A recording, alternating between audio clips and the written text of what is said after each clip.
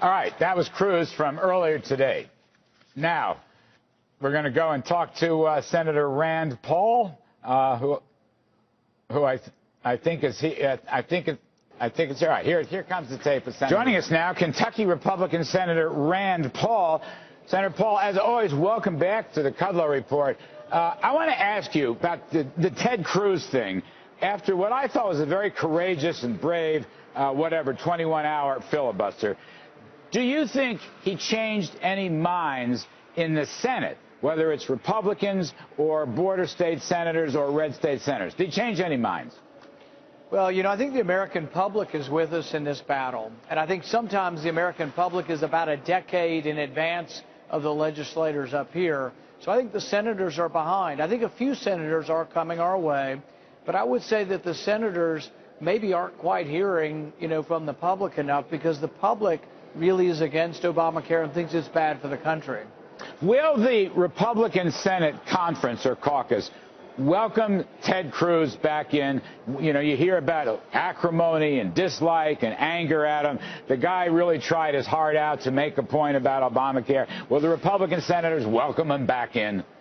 Absolutely. I think some of that's overblown. Those people in the media, they try to make things a little more than they are. So I think it's not as bad as some have said. And I would say that the one thing that actually unifies us as a caucus more than anything is that we're all opposed to Obamacare. We're all opposed to funding it. We've been opposed to it from the very beginning. Not one Republican voted for it. So really, it's actually something that unifies us. All right, let's get down to some brass tacks. In another interview, a recent interview a couple days ago, you said regarding the continuing resolution debate, you were willing to compromise. You used that word, compromise. And I'd like to ask you what you meant by that. What would constitute a compromise? Well, the president's getting 100% of what he wants. He's getting Obamacare passed only by Democrats, no Republican input. So any of the compromises would be him acknowledging that they made some mistakes. I think the medical device tax is a mistake, and I think it'll lead to inhibition of innovation in our country. I think that forcing people, individuals and employers to do this is a mistake. He's delayed the employer mandate. Maybe he could be convinced to compromise and delay the individual mandate. Or maybe the whole thing's so complicated and rife with so many problems for the future that maybe we delay the whole thing for another year. Those are what I have in mind when I talk of compromise that are short of defunding, which I'm still in favor of. I think I won't vote to fund it. But if we don't get quite there, maybe the Democrats would agree to fix some of the problems that I think it's going to create. All right, that's heartening. Let me ask you, there's talk today coming out of the House and the House leadership. I mean, a lot of discussions, nothing is written in cement. But there's talk today about putting up the congressional exemption.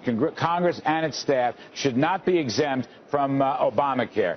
That they're going to send the CR back to the Senate and insist that that go in. Would you back that? I don't want any part of it, Larry. I don't want Obamacare. Please don't make me have Obamacare. But if I'm going to get it, Justice Roberts damn sure should get it too, and so should President Obama. So if they make me take it, I want Justice Roberts there with me. I want him to come over and sign up at the same exchange, and I want President Obama to come on down from the White House, and he gives up any kind of employer subsidy he has, and he signs up for Obamacare too. If we do it for all federal employees, I'll vote for it. All right, you'll buy into that. So that's what. The other thing that's being rumored is, as you mentioned before, the individual mandate. There's talk that the House will send the CR back to the Senate and include the individual mandate. So I assume you would rally for that. Well, here's my prediction, Larry.